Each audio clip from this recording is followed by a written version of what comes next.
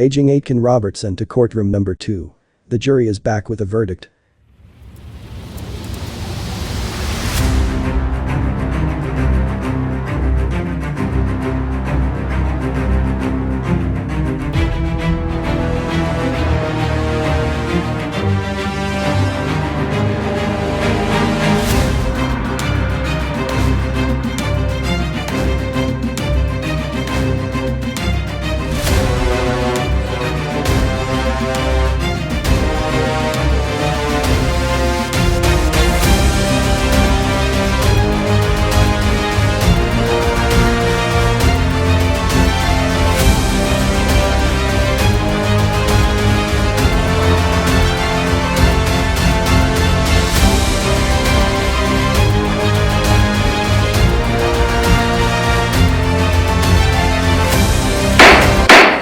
Members of the jury, how do you find the accused?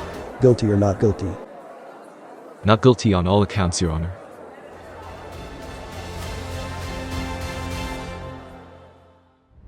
Welcome to Legally Speaking, your go-to channel for insightful discussion on legal topics that matter.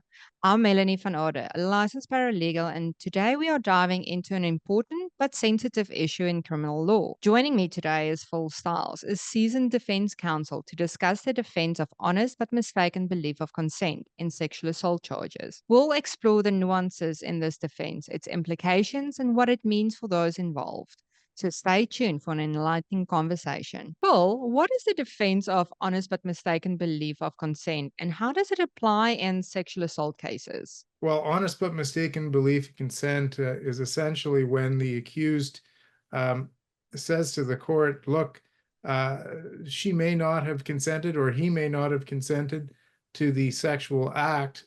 However, I had a very honest belief that the individual was consenting, and essentially here's why, and that will form their evidence. It's on the defense to raise honest but mistaken belief in consent, and it can actually only be raised in narrow circumstances, or it only becomes relevant in narrow circumstances. So honest mistaken belief in consent becomes an issue when the Crown has discharged its onus and has proven beyond a reasonable doubt that the complainant did not consent.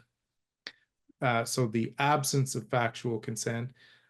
Then you move to the second level, which is, was there an honest but mistaken belief in consent? Was there a belief that the complainant was consenting?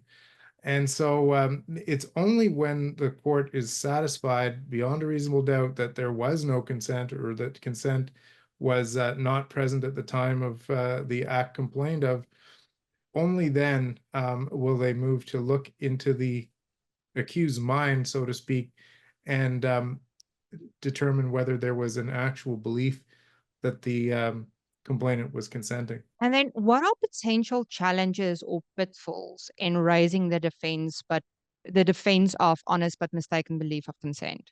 Well, the main challenge is that the way the law is, the accused has to have taken reasonable steps to ascertain consent. And that can become a challenge because so much of an intimate exchange is kind of unwritten and even unspoken. No one signs a contract when they engage in any type of sexual activity, usually.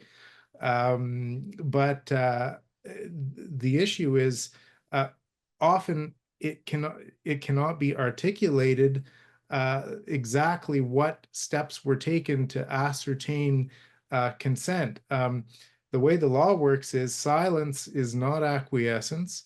So the complainant simply saying nothing, but seeming like he or she was, for lack of a better phrase, into it, is simply not enough.